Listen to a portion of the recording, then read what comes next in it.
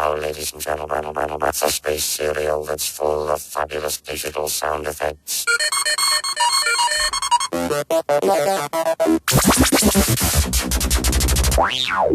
The greatest story in the universe. Kremmen of the Star Corps. On this wonderful LP, folks, you'll hear the following fabulous stars: Oliver Sudden, Lord Elpis, Anne Doverfist, Charlie St. Jules, Bernie Housedown, Geriatric, Rhoda Boat, Sir Eos Litho, folks, Matt O'Horn, Gordon Heaven, and Claude Your Eyes Out. Here's Kremmen. Thank you, friends. Thank you. Well, kids, here we are with a fab new adventure. Yeah, he's right, folks. Hey, Captain. What is it? Do I get any big parts in this show? Carla, your parts are too big already. Hey, folks, before we go any further, let me show you around my latest research and development lab down here through this door.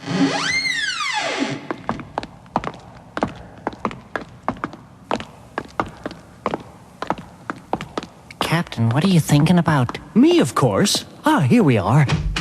Oh, hi, Dr. Gitfinger. Hello, Captain. It's really great to see you. Still falling down on your R's, I hear. Yeah, that is right. Hey, Captain, what's this over here? Oh, that's an invention I'm particularly proud of, Carla. I invented it in one of my quiet moments between saving a distant planet from the grasp of an evil alien and freeing a race of oppressed 15-footed midgets from a giant veruca. As you know, folks, I'm never very far away from a fabulous new adventure. And it starts right here, at this door sound effect. Captain, I have just run all the way from the launch pad. And the lads down there say that your rocket ship is ready for takeoff. Oh, good. Have they filled her up? Oh, yes, but they only had 2 star. Oh, you idiot, Gitfinger. You know what happens when you fill a rocket ship with 2 star? No? You don't get the free glasses. We shot over to the rocket bay. Golly gee, Carla, it's been so long since I used this ship. I know. It's such an old model, the X-104. I mean, look at this. A stained glass porthole. That's nothing. You know this ship's got an outside loo, don't you? We made ready for takeoff. I've polished all the portholes, and I think we're ready for takeoff now. You look terrific. Oh, thank you, Captain. Tell me something. Are you inside that dress trying to get out, or outside trying to get in?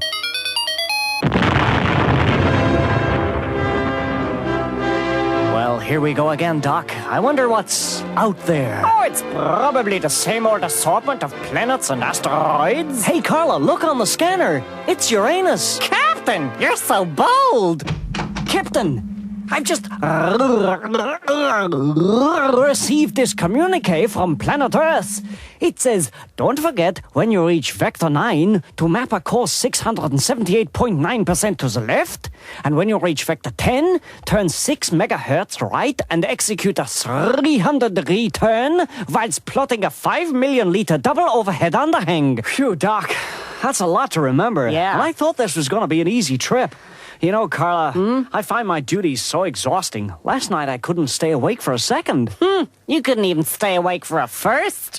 Later on that day, Carla and I were in the ship's mess, swapping space jokes over a plate of nuclear fission chips and galactic goulash, when suddenly the alarm went. Quick, everybody, up to the bridge!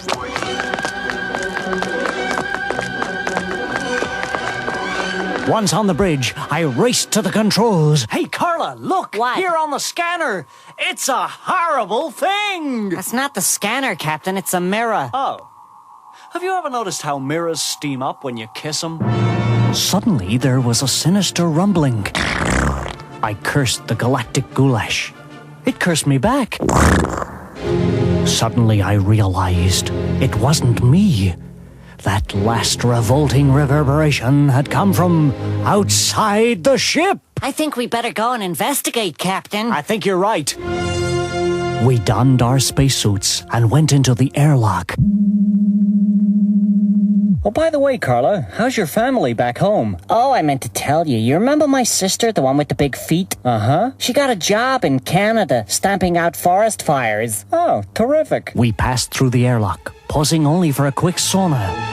When we were outside the ship, suddenly there it was, a huge object pulsating and dripping and green with tentacles and hairy lumpy bits. Oh, Captain, it's just too horrible. It certainly is. And it takes a certain kind of courage to go near a thing like that, Carla.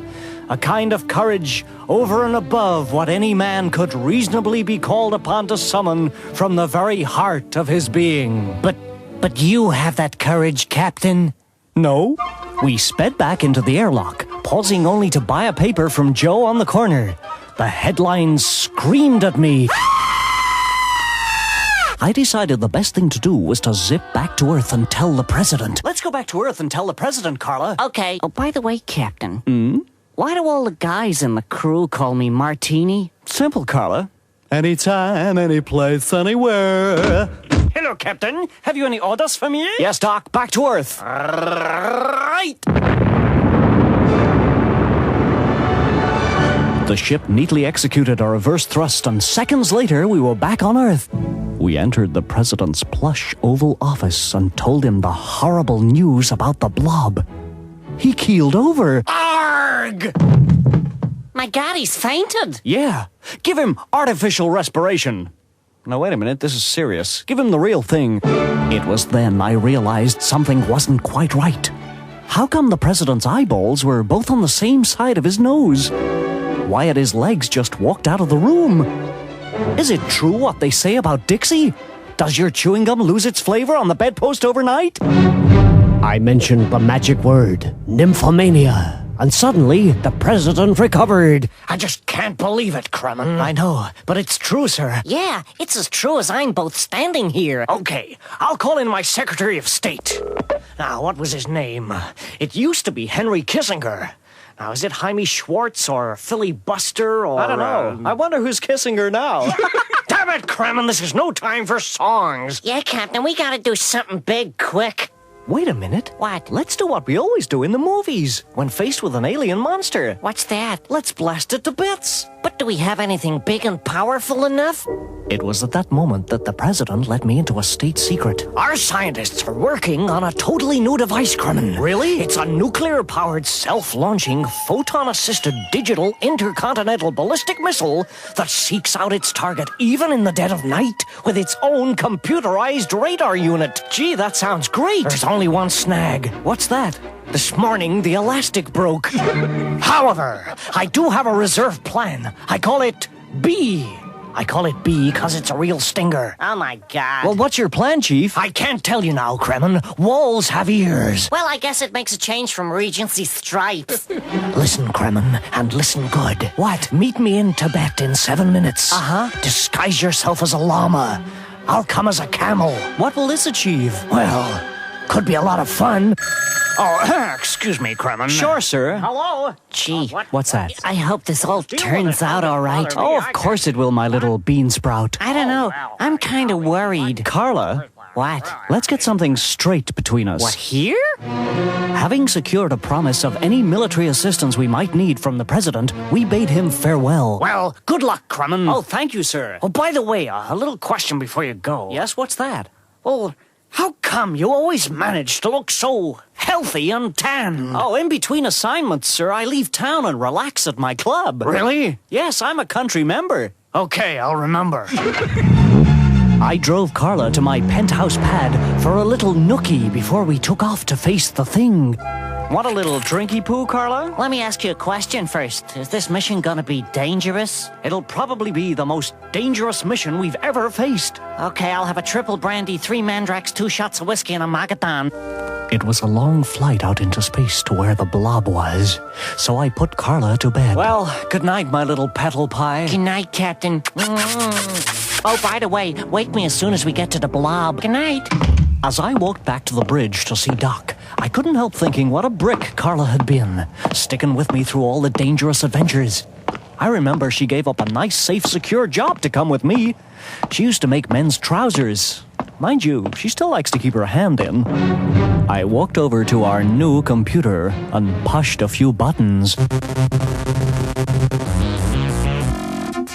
Hi, computer. Hi, Captain. This is the first time I've used you, isn't it? Yes, Captain. Huh. I am the Yamasaki 4-stroke 509. Oh, hi, Captain. Hi. I couldn't sleep. What you doing? I'm just chatting to the new computer. Oh, hi, computer. Hi, Carla. You know, this computer is so advanced, so clever and fantastic, it'll do half our work. Oh, well, why didn't you get two? Captain, What? we are coming within range of the blob, which has grown to twice its normal size and is looking at us with a hungry expression. Oh, my God. There's only one thing to do, Captain. What's that? Pray. I'm no good at praying. I got 2 left knees. I summoned my chief engineer to the bridge to look at it through the porthole. Well, Thrinman, what do you think of that? Well, I'll be a... It's so... And those sticky brown entrails look just like... His language was so disgusting. I'd never used language like that in my whole mouth. Doc, what do you think we should do? I don't know, Captain. There's no precedent for this situation. The ship lurched as the blob let out a long, low, disgusting moan. Hello, bridge to armory. Armory here. Who am I speaking to? Tyrone. Tyrone who? Tyrone shoelaces. Oh, hi, Ty. Hi. Are all the bombs primed? Sure thing. Great. Stand by to fire. Well, Captain, the moment of truth has at last arrived. She's right, Captain. The moment that separates the men from those other ones. Are you sure you can manage, Captain? Carla, I may only have the heart and lungs of a 40-year-old man, but I have the liver and onions of a transport calf. What's up, computer? Emergency, emergency. What kind? Captain, Yeah? a blob has just thrown a tractor beam around the ship. Captain. What? I've been thinking. Well, it had to happen sooner or later. Captain, I think the blob wants to eat us. She might be right, Captain. It has begun to drag us towards itself. Uh-oh. Gitfinger? Yes, Captain? Fire the retro rockets. Okay. You got a match? It was far too late anyway. The force beam in which we were trapped in was far too strong. A terminal look of horror hit the crew. Was this the end? Could this be the dreaded moment when Alan Freeman says... What will happen next? Tune in tomorrow at the same time and find out. Suddenly, it was tomorrow. Well, Captain, this looks like the end. Sure does, Carla. She threw her arms around me, looked deep into my eyes, and said, Captain, say I'm lovely. Okay, I'm lovely.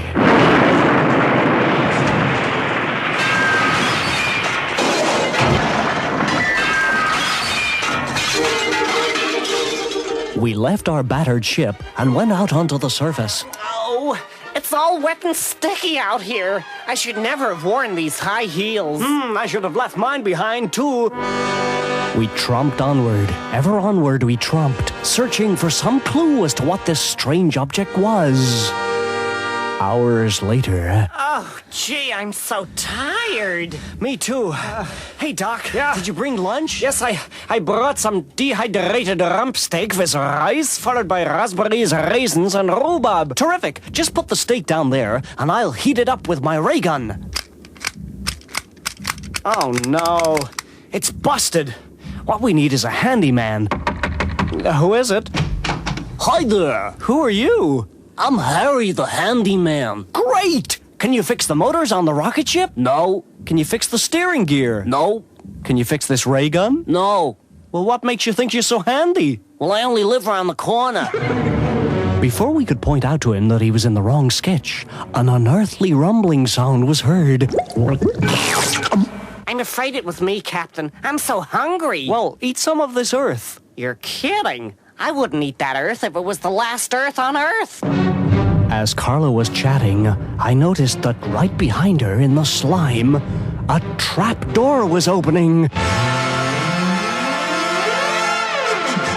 Through a trap door we entered. We wandered through the grimy caverns.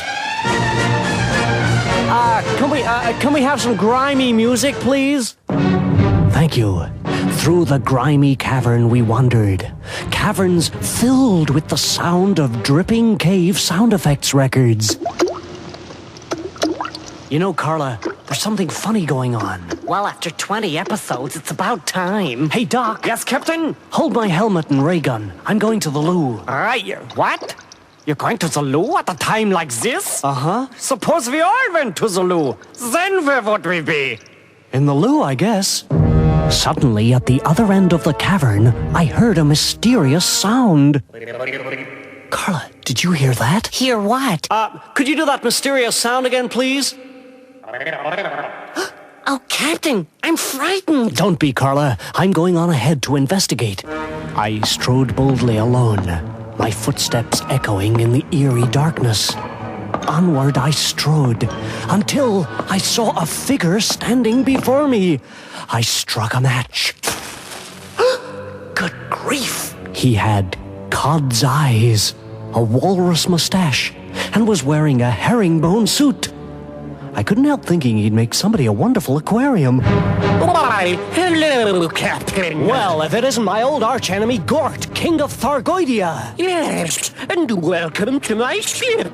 You mean this blob isn't really a blob? No, it was a neat disguise to tempt you into my trap. What? Guards! Take them to the cells! Doc and I were manhandled by the guards and thrown into a steel chamber. Doc, where have they taken Carla? I don't know. The beast fiends! You'll never get away with this!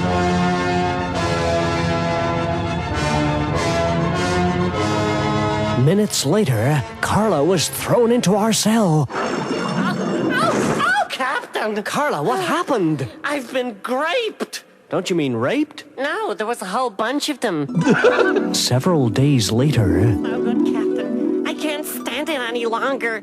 I'd rather starve to death than exist on prison food. Nothing to eat but bread and water.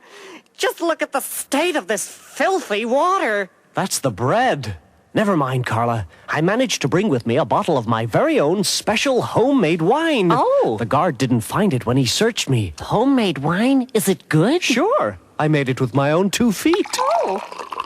Now, tell me, Carla. What's that, Captain? Tell me about those guards who had their way with you. Oh, it was awful. They gave me the willies.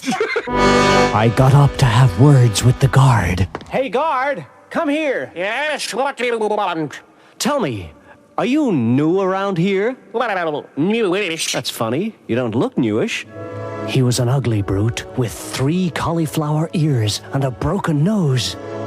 I knew it was broken because it was running with a limp. Captain, we just got to escape soon. We've gone without food for a week. She's right, Captain. I've had a belly full of starvation. Yeah, and I'm getting fed up with hunger, too. Well, it looks like we've run out of hunger jokes. Yeah, if only we had a decent script to get our teeth into.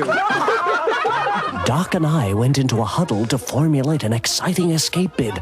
Carla was right. We couldn't stand much more of this deprivation. Carla, Yes, Captain? your glass is empty. Do you want another one? What am I gonna do with 2 empty glasses? Doc, Yes, Captain. I'm right here. I have an escape plan. If it works, we'll be out of here in no time. And if it fails? Well, if it fails, Gort will take great delight in tearing us limb from limb. Oh, is he that nasty? Nasty? He's so cruel, he sprinkles itching powder on fleas.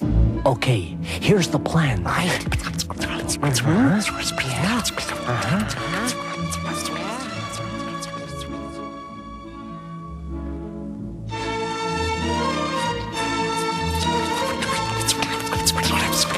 Okay, got it? Yeah, got it.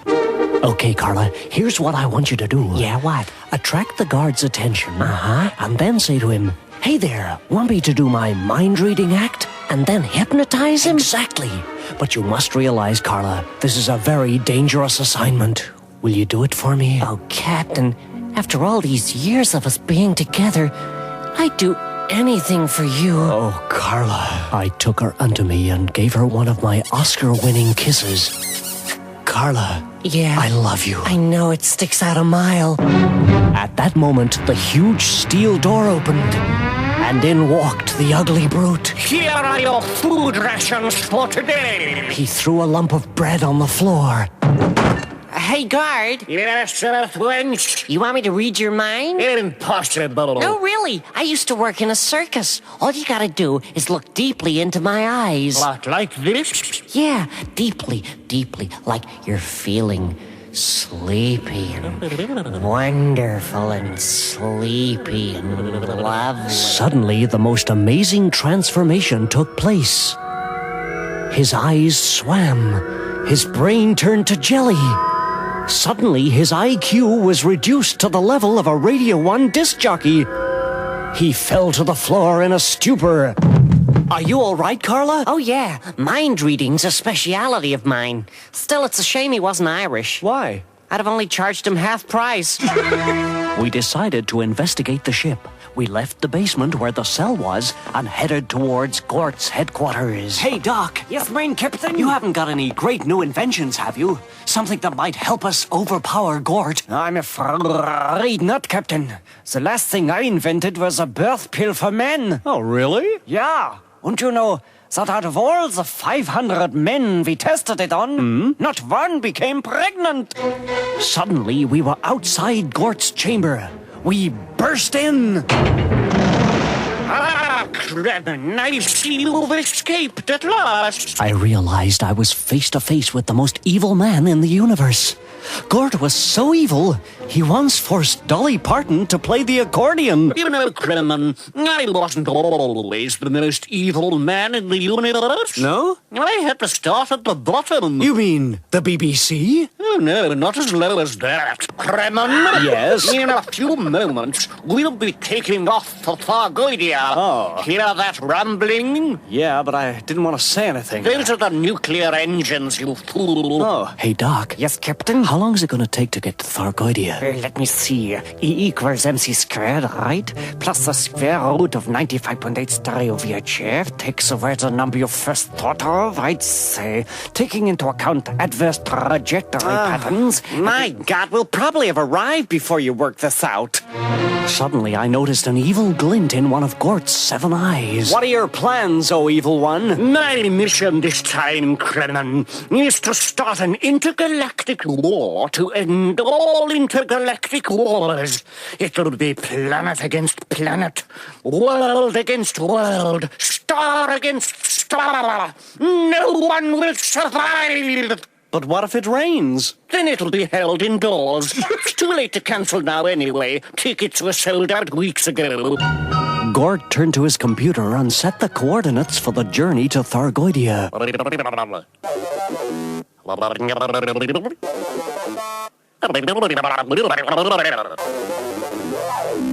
Oh, Captain. What? He really means to go ahead with this madness. I know. He's so cruel, he'd think nothing of kicking a Martian in the Chronicles.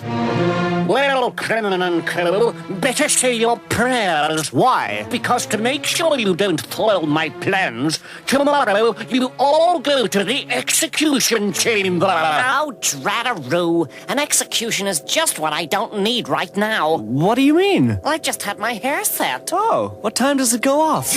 And so, Captain, until your execution, you are my guests on this ship. You can't escape, so you're free to roam around. He flicked a switch with one of his spiky green fingers, and the ship went into Mega Drive. Tell me, Gort, if your plan is to destroy the whole universe, what's the point in that? So I can claim on the insurance. Oh, I see. Later on in our quarters, Well, Carla, tomorrow we die. Oh, Captain. I was just thinking of the first time we ever met. An unforgettable occasion, huh? I'm so glad you remember it, too. Remember what? The first time we met. Oh, yeah. It was so romantic. You put your hand on my knee. Can you remember what I said? heavens above. And it was. Over in a corner, Doc was fiddling with his pocket-sized computer.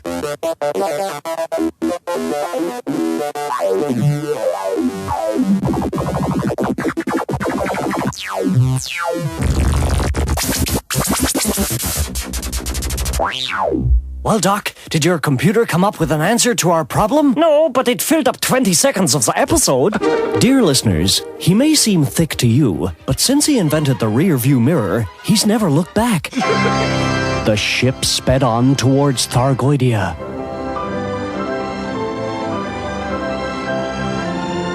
Suddenly, I had an urge. I went up to one of Gort's guards. Excuse me, could you point me towards the loo? What? That's the 15th time this episode. I know, I'm suffering from Darth Vader's revenge. Well, may the force be with you. Then, over the ship's speakers, came the announcement. Due to a shortcut, we will be landing on Thargoidia in 2 hours. Tell me, Gort, why did we take a shortcut to Thargoidia? Because we're traveling in a Hertz rent-a-ship, and we've only hired it for the week. We watched the screen as Thargoidia came into view.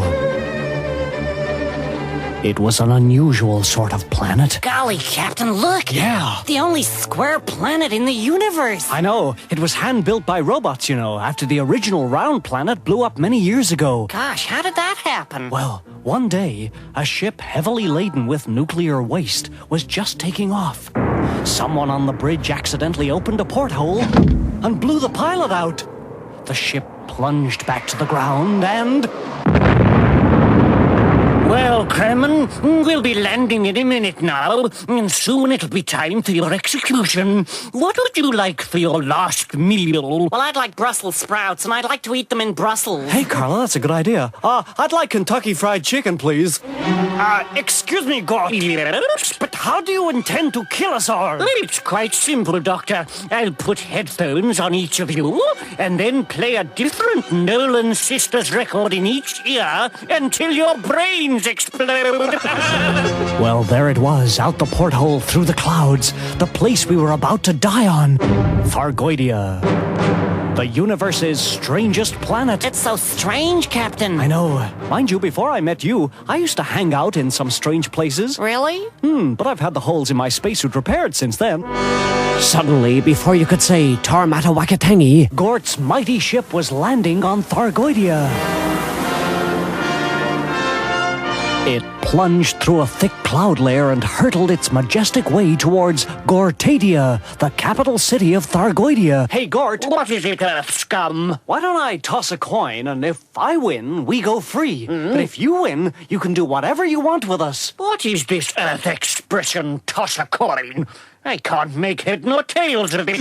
No, Kremmen, you and your friends will suffer as you've never suffered before. With jokes like that last one, don't you think we've suffered enough? Hey, Captain, look, through the porthole. What? We're approaching the landing pad. She was right. In the distance, Gortadia gleamed in the green evening sky. Its crystal spheres and glass towers looking like something out of an old Star Trek repeat. Well, Captain, welcome to Thargoidia, the tidiest planet in the universe. Tidy? Yes, it's so tidy here that yesterday they arrested a dog for dropping litter. Speaking of litter, has anyone seen my script?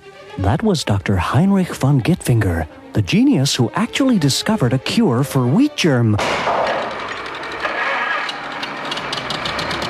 Ah, yes. A beautiful landing, if I do say so myself. Well, you three, follow me. And no tricks, because I'll be right behind you. Okay, Carla, it's time to say your prayers. I can't. I'm an atheist. Are you really? Yeah, but it's not my fault. It's just the way God made me. In the cell, we immediately decided to conjugule. Oh, Captain. Carla. I love... Carla and I made mad, passionate love. You know, some women smoke a cigarette before making love, and some women smoke after making love. Carla was the only woman I knew who smoked during. Oh, sorry, Captain. For Pete's sake, be careful with that cigar. Captain. What? Are we gonna go into another romantic bit here? I guess so. Okay, I'll go put some romantic bit music on. Oh, fine.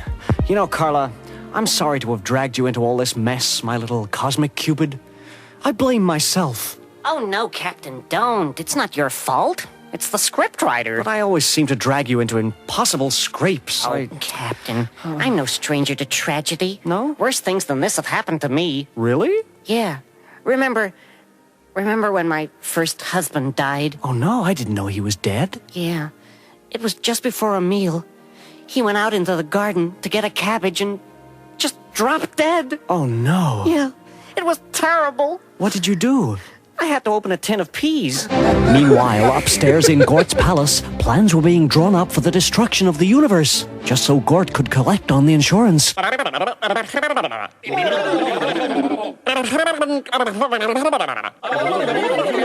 And when our first wing of mega bombers start the destruction, I want you to pay special attention to planet Earth. Which one is that, Your Majesty?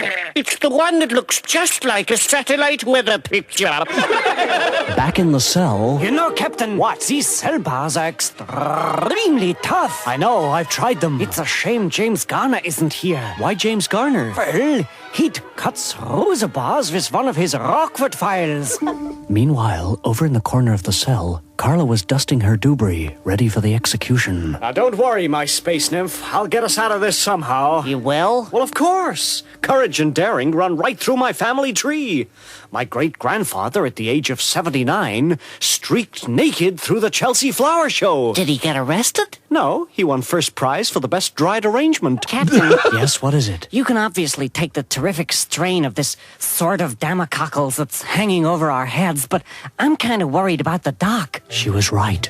Another day in a cell would drive him crazy. You know, Carla, the last time he was in jail, it affected his mind so much. He thought he was a spoon. You mean he went stir-crazy? Suddenly, in swept Gort. Well, Kremmen, your time has come. It looks like you're for the chop. The chop? But I ordered the mushroom omelette. Carla ordered the chop. Well, I must say, this is a pretty kettle of fish. No, Dr. Gitfinger ordered the kettle of fish. Later that day, a whole bunch of guards came to collect us. Where are you taking us, you ugly brutes? To the execution chamber! Moments later, we were thrown into a room full of evil instruments of torture. Hello, Kremmen. It was Gort, with Droog, his head executioner, standing there in black leather mask, black leather coat, gloves, trousers, and high heels. Hey, Captain, What is it? why don't you... Yeah? Hey, good idea. Listen, Gort, if you let us out of this, I'll give you full film rights to this series, plus 15% of all T-shirt sales in the UK. You'll never bribe your way out of here, Kremmen. And don't try these low tricks on my men. They're all hand-picked. Yeah, and so are their noses. Droog dragged us over to the brain atomizer and strapped us all in. What do you think they're going to do with us, Captain? As I watched, the creature dragged a huge laser gun into position. He clamped one end over our brains and plugged the other into the mains. I guess he's gonna switch that machine on, bore holes in our heads, and melt our brains. But don't worry, I have a plan. You got a plan? Yep. Oh, goody. I knew we could rely on you, Captain. She cocked an eye at me. I cocked an eye at her. And there we lay, cockeyed. Captain, what'll we do? Quick! Act nonchalantly, Carla, and whatever you do, don't look at my feet. What Gort and Droog couldn't see was my bionic toe unscrewing and a slim silver probe coming out of the hole. The probe slowly reached over and snipped through the mains cable. The room was plunged into darkness. In the confusion, I breathed in, snapped the straps, undid the others, lit a fag, read the paper, killed guards, and we all made off in one of the quickest escapes in radio history. Hey, Captain. What? Where are we? We're in an air duct. They'll never find us here. I wonder what Gort was thinking when the lights went out. He probably took a dim view of it. Seriously, Captain, what are we gonna do? I mean, they'll have the whole planet surrounded. We'll never get away. Oh, yes, we will. Look down the ducting. There's a grill leading to outside the palace. We crawled along the tube to the grill, and with all my strength, I kicked it down. Meanwhile, back inside, all hell was breaking loose. Droog, you steaming blunderer. Kremmen and all the others have escaped. I'll pay a wages bonus to the torturer who catches them. But tell me, evil one, how can you pay us a wages bonus if you don't pay us any wages in the first place? We get paid nothing. Yes, I was forgetting. All right, I'll double the wages you're getting now. Satisfied? Double or nothing. Okay, but it's got to be backdated. Backdated? Out of the question. I will not submit to this financial blackmail, Droog. You ungrateful swines! If you don't like working as torturers, why don't you get other jobs? We've already tried, but our IQs are so low, we could only get work as disc jockeys. Well, Captain, here we are at the mighty wall surrounding Gort's palace. Hey, guys, look. What? This piece of wall looks a bit lower than the rest. Perhaps I could do a bionic leap. Oh, it must be so handy being bionic. Well, I'm only half bionic, really, Carla. And being half bionic means that different limbs and organs of mine have different days of birth and therefore different star signs. Oh. For instance, my right leg here is Aries. Yeah. My left arm is Pisces. Uh-huh. My right eye is Leo. And Yeah. my left leg is Virgo. What do you say say to that? I think you're talking a load of tourists. Suddenly I thought, why am I escaping from this maniac? I've foiled his plot. Why don't I try and reason with him? We made our way back to his throne room and confronted him. Well, you might have foiled the plan this time, Kremmen, but I have other plans to destroy you lot. Oh, yeah? Such as? Well, I could attach a giant magnet to the sun, and then every planet and star would be drawn towards it. And then when they get too close, they'd burst into flames. Oh, come on. That's been done twice this week already. But I paid a fellow good money for that idea. Yeah, it's probably the same guy who sells us the jokes for this show. Did he sell you any other fiendish plans? Yes, a brilliant diabolic scheme. Oh? Listen to this. I walk up to every single individual on Earth and shout, "Look out behind you!" And then when they turn round, I give them a good hard kick in the shins. Oh, come now, Gort. You don't think people are stupid enough to fall for that, oldie? Well, they will if I do it when they least expect it. Gort, look out behind you! What? Ha! Caught with your own fiendish plan, Gort. Oh, my shins! You've bruised my shins! All 18 of them! That's the trouble with you evil, diabolic warlords, Gort. You never expect your schemes to be used against you. Okay, Space Patrol Constable Spoontang, read Gort his rights and slip the bracelets on him. Yes, sir, Captain. And when he's got the bracelets on, give him the matching earrings and brooch. Well, Captain, you may have me captive, but don't forget, my entire palace is crawling with guards. Never mind that, Gort. Just remember, my laser gun is pointing right in your ear. And if there's any trouble, I'll pull the trigger and blow your brains out. Over in the corner, Doc was trying to figure a way out of the palace with his miniature computer. Yeah, there is a way. Follow me, everybody. We made our way down a few corridors, up a few lift shafts, across a light bridge, and through loads of those sliding doors you see in space movies.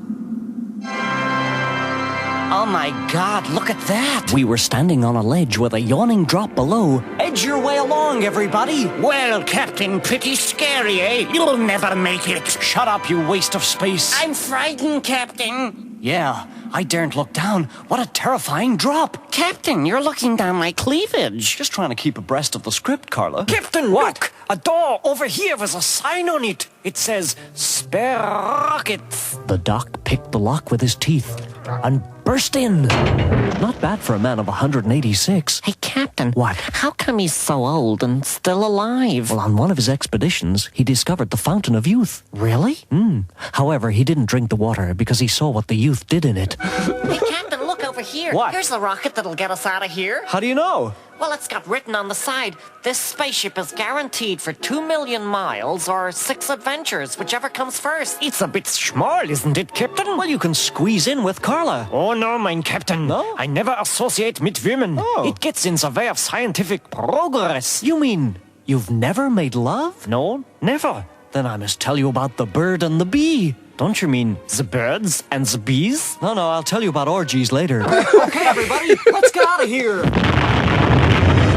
We blasted off for home with our captive and arrived on Earth to tumultuous applause and a meeting with the president. Kremmen, you're late. Sorry, Mr. President. I've been posing for a stamp. Oh, you must be very tired after your adventure, Kremmen. Tell me, do you have any trouble falling asleep? Oh, no, sir. I can do it with my eyes shut. Good, well, congratulations, Kremmen. Thank you. Put it there. Okay, sir.